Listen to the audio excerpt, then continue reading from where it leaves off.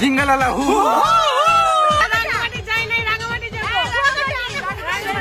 আচ্ছা গেছে ও পারে মন খারাপই পারে তোমায় ফেরাতে এসো মনের কুল কিনারে না হয় বেড়াতে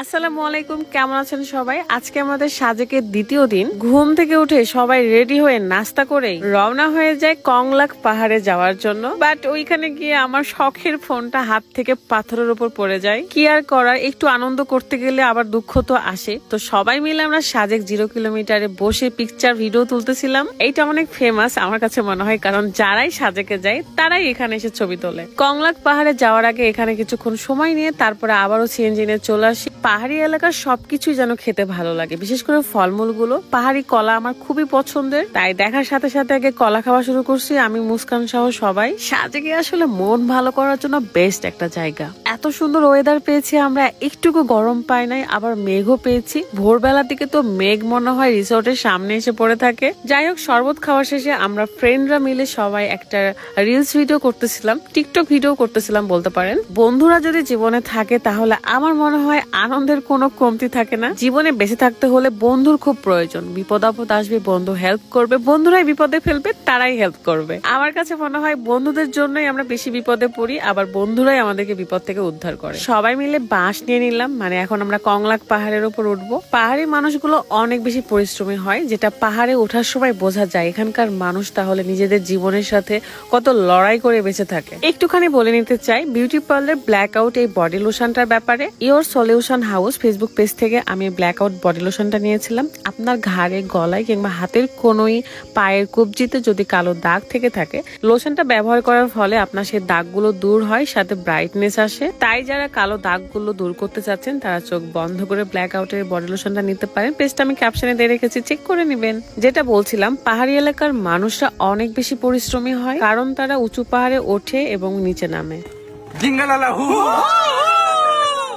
আমরা এখানে সবাই মিলে মজা করতেছিলাম, তো ভাবলাম দেরি না করে ওঠা যাক। তো আমি না একটু হাঁটতে না হাঁটতে হাঁপায় যাচ্ছিলাম, দেন আপনাদের ভাইয়া আমাকে টেনে টেনে তুলতেছে। ট্রাস্ট মি, একটু উঠতে না উঠতে অনেক বেশি পিপাসা লাগতেছিল, একটা পানির বোতল নেওয়া উচিত ছিল। যাই হোক, সেই চলে এসেছি উঁচু পাহাড়ে। আমাকে এখানে দেখতে কেমন লাগছে একটু বলেন তো? বাঁশ যে আমি ঘাড়ে নিয়েছি। মাঝে মাঝে আমরা নিজেরা জেনে শুনে বাঁশ ঘাড়ে নিই, ঠিক বললাম তো?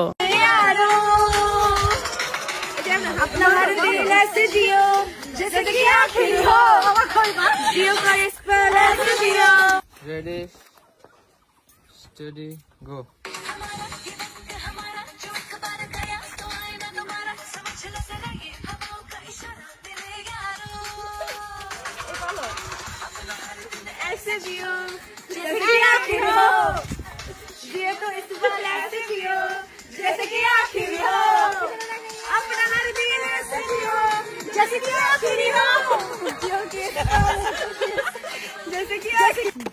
নেক্সট ট্যুর কোথায় হতে পারে?